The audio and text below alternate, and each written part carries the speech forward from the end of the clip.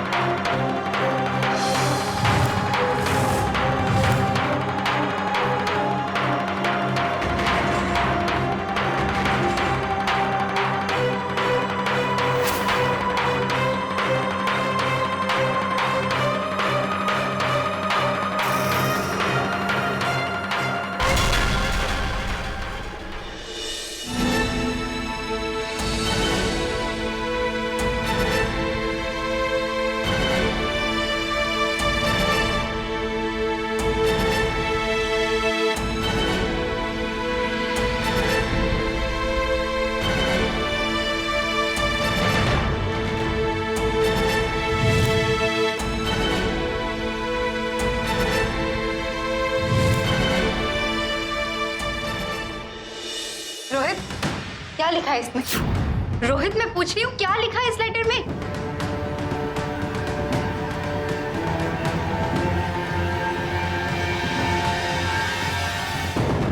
उस बुड्ढे ने इस लेटर में सब कुछ लिख दिया, सब कुछ।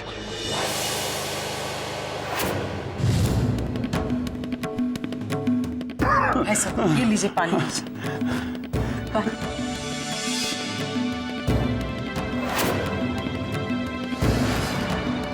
अरे विद्या, इनहेलर मिला बेटा?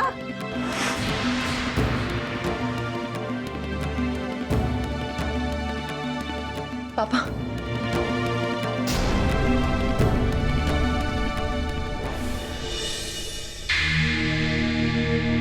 पापा, आपको इसकी जरूरत है, लीजिए।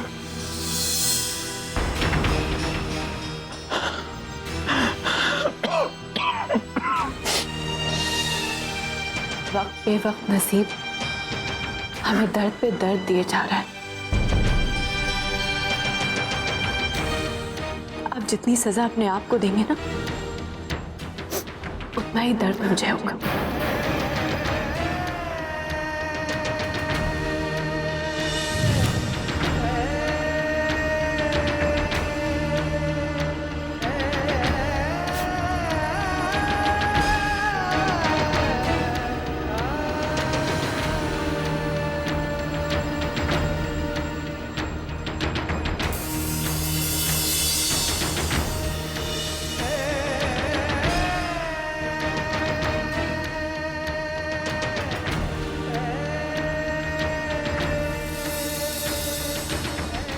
बाप का फर्ज नहीं निभा पाया। मैंने तेरे गले में वो मंगलसूत्र डलवा दिया जो कि तेरे लिए फांसी का फंदा है। मुझसे ऐसा गुनाह हुआ है कि मैं शायद तुझसे कभी नजर में नहीं मिला पाऊंगा। इसलिए मैं एक कमजोर बाप की तरह तुझसे दूर जा रहा हूं, हमेशा हमेशा के लिए।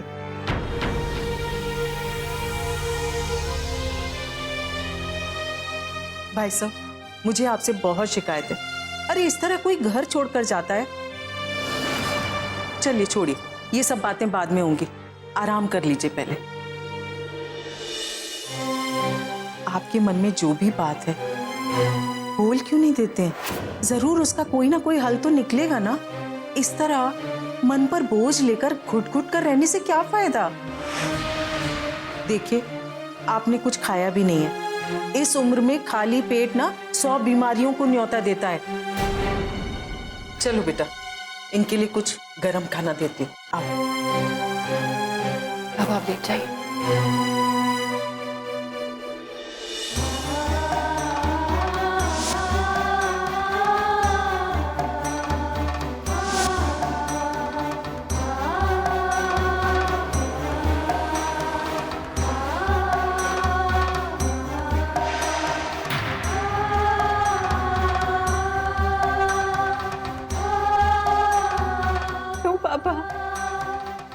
पता चल गया आपको सब कुछ। मैं आपको अपने दुखों से दूर रखना चाहती थी पापा, पर आप मेरे दुखों के दलदल में फंस गए। I'm sorry।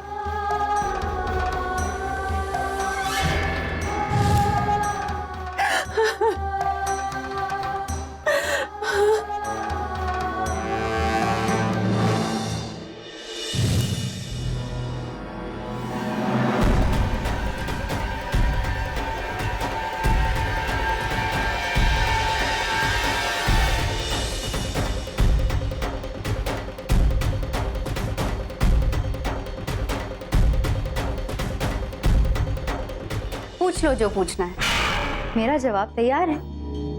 पूछो।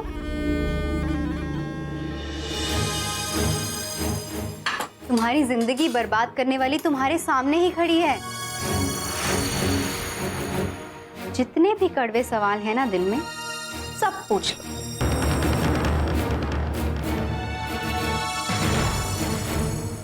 चुप क्यों खड़ी हो? पूछो ना, क्या पूछना है?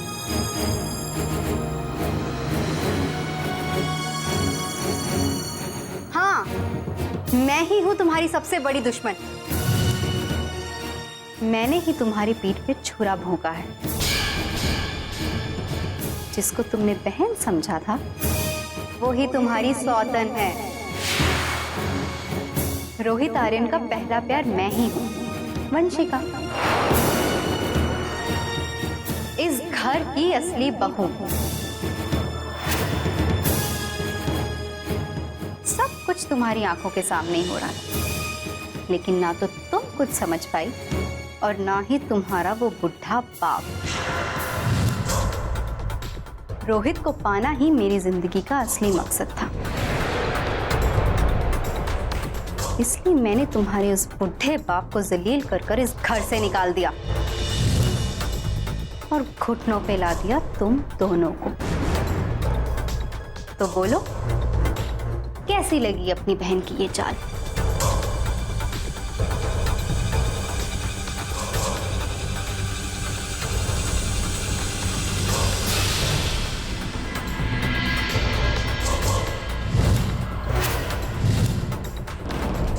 कहाँ जा रही हो? हार इंसान को कमजोर बना देती है, सुना था, आज देख भी लिया। शर्म के मारे मुंह से आवाज ही नहीं निकल रही है ना? अभी इसी चुप्पी को कायम रखो और मेरे रोहित के घर से बोरिया बिस्तर बांध के निकल जाओ।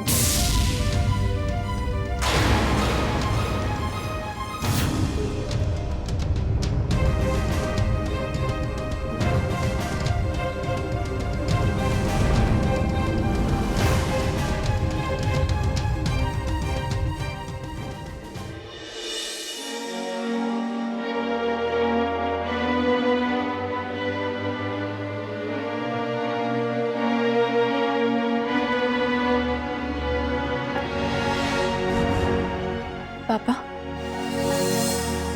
खाना खा लीजिए।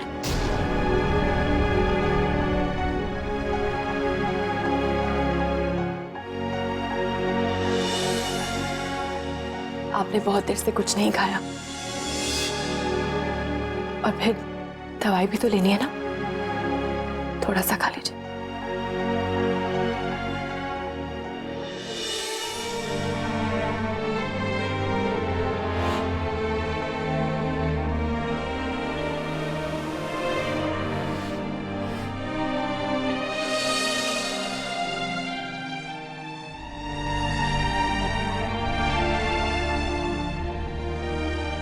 आप अपने आप को मेरी बर्बाद जिंदगी का कसूरवार मानते हैं ना? आप ऐसा सोच भी कैसे सकते हैं पापा? आप मेरे लिए ईश्वर से पहले हैं, तो फिर मैं अपने ईश्वर के निर्णय पे उंगली कैसे उठा सकती हूँ? कैसे कोई सवाल पूछ सकती हूँ?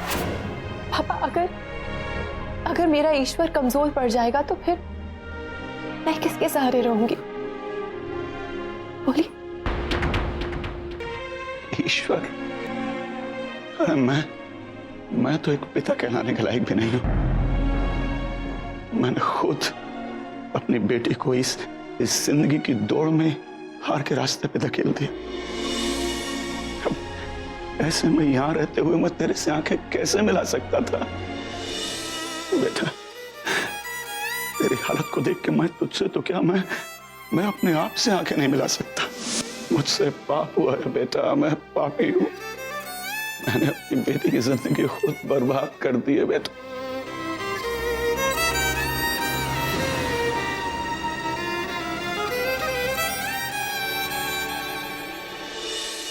नहीं पापा, आपकी कोई गलती नहीं है।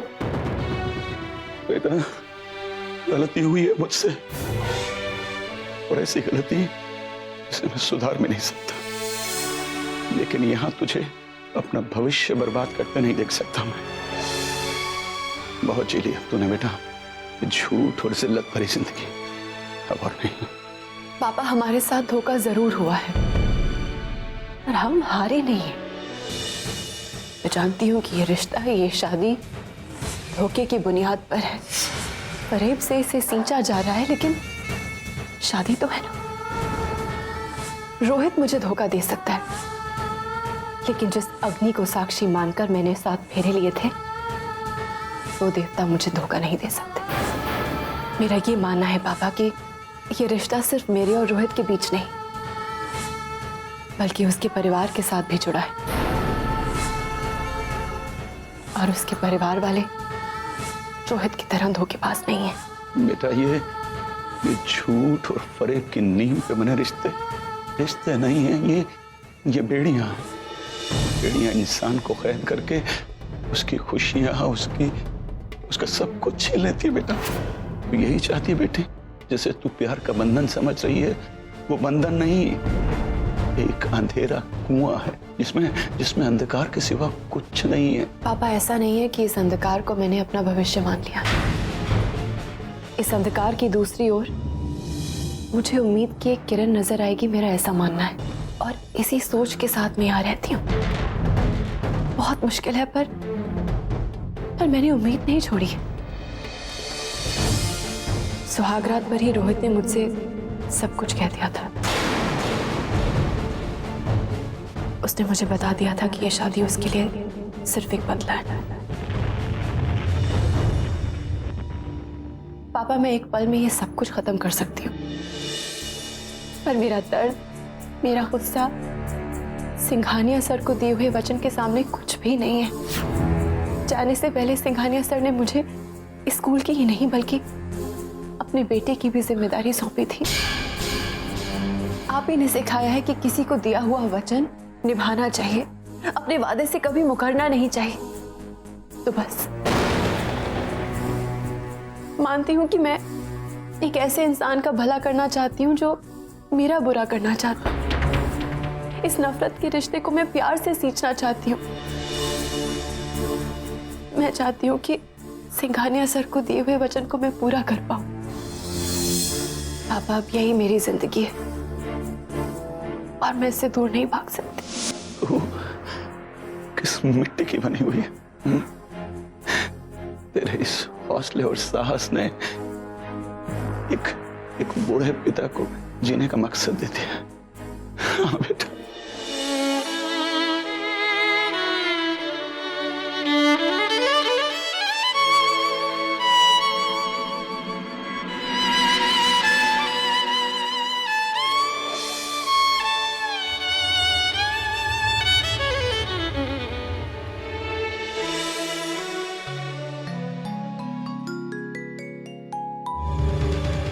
चुप क्यों है?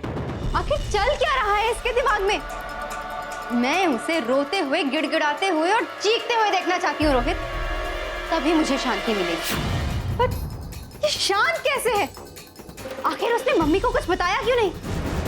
ओह, ये सारे सवाल तो मुझे पागल कर देंगे। बोलो ना रोहित, वो चाहती क्या है? वो क्या चाहती है मुझे कोई फर्क नहीं पड़ता। तुम क्या चाहती हो मुझे उससे भी फर्क नहीं पड़ता। तुम पागल भी हो जाओ ना, मुझे उससे फर्क नहीं पड़ेगा।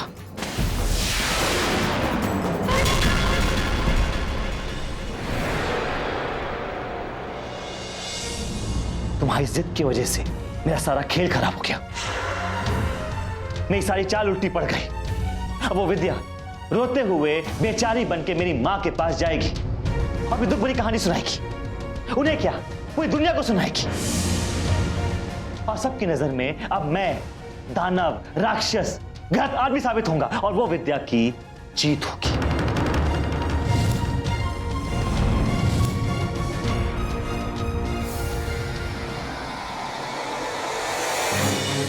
जैसा सोचा था बिल्कुल वैसी ही बातें तुम दोनों कर रहे हो।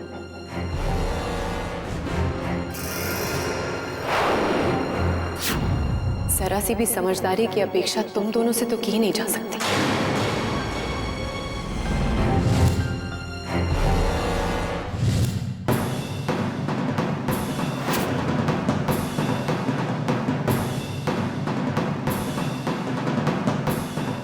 रोहित, तुम्हारी बारी भी आएगी, लेकिन इस वक्त मैं वंशिका से कुछ कहना चाहती हूँ।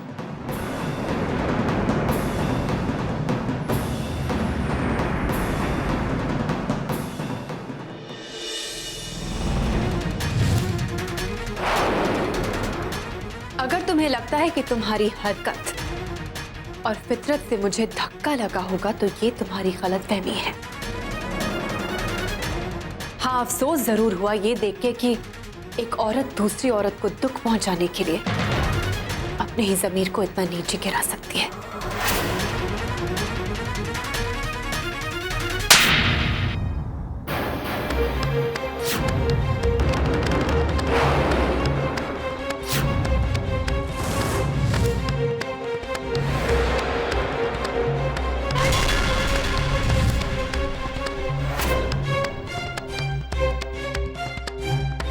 ये थप्पड़ उस धोखे और विश्वासघात के लिए जो मेरा दोस्त बनकर तुमने मुझे दिया।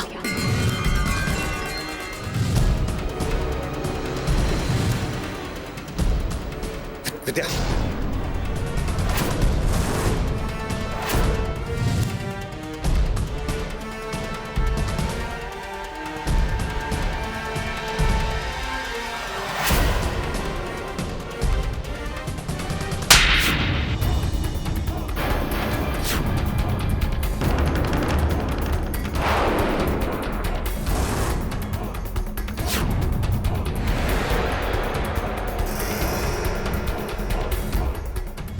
ये थप्पड़ किसी औरत के पति पर नजर डालने के लिए।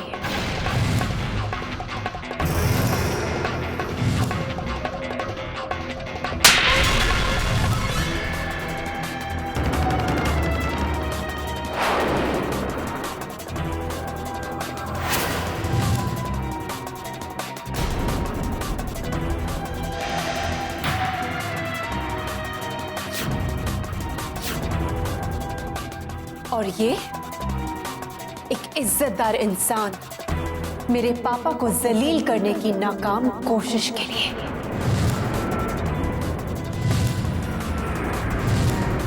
तुमने मुझे थप्पड़ मारा? वंशिका, रोहित, छोड़ो मुझे। और तो ये जिंदा नहीं बचेगी। मुझ पे हाथ उठा के इसने बहुत बड़ी गलती कर दी। छोड़ो रोहित। छोड़ दो इसे रोहित। जितना गुस्सा दिखाना चाहती है दिखा दे। आज मैं भी तो देखूं कि भौंकने वाले काटते भी हैं या नहीं। आज पता चलेगा कि एक पागल औरत का गुस्सा एक सुहागन के मांग के सिंदूर के सामने टिकता भी है या नहीं।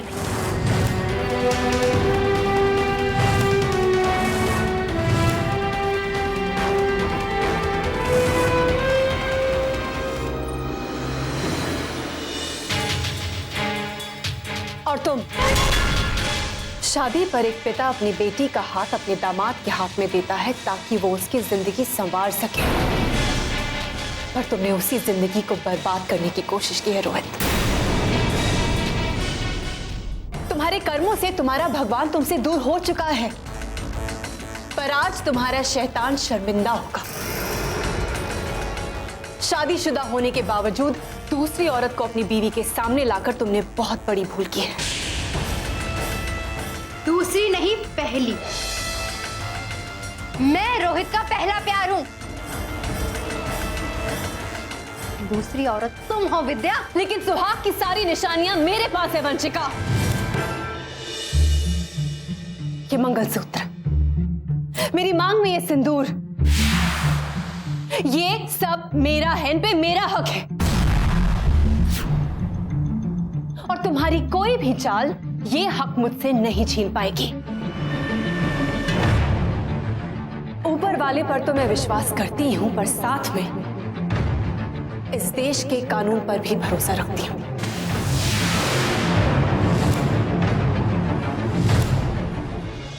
शादीशुदा होने के बावजूद एक पराई औरत के साथ नाजायज संबंध रखने के जुर्म में मैं तुम दोनों को जेल पहुंचा सकती हूं। पर मैं ऐसा करूंगी नहीं। तुम्हारे स्वर्गवासी पिता को जो वचन मैंने दिया था वो तुम्हारा कवच है, और भविष्य में यही वचन एक दिन तुम्हें सही रास्ते पर लेकर आएगा। इसी वचन की मदद से तुम रिश्तों की सही अहमियत पहचानोगे, विश्वासघात और घटियापन से अपने आप को दूर कर सकोगे। और वंशिका, रोहित को अपना बनाने के लिए जितनी साजिशें रचनी है रच लो, पर एक बात ध्यान रखना, थप्पड़ सिर्फ 3 ही नहीं, और भी बचे हैं मेरे पास।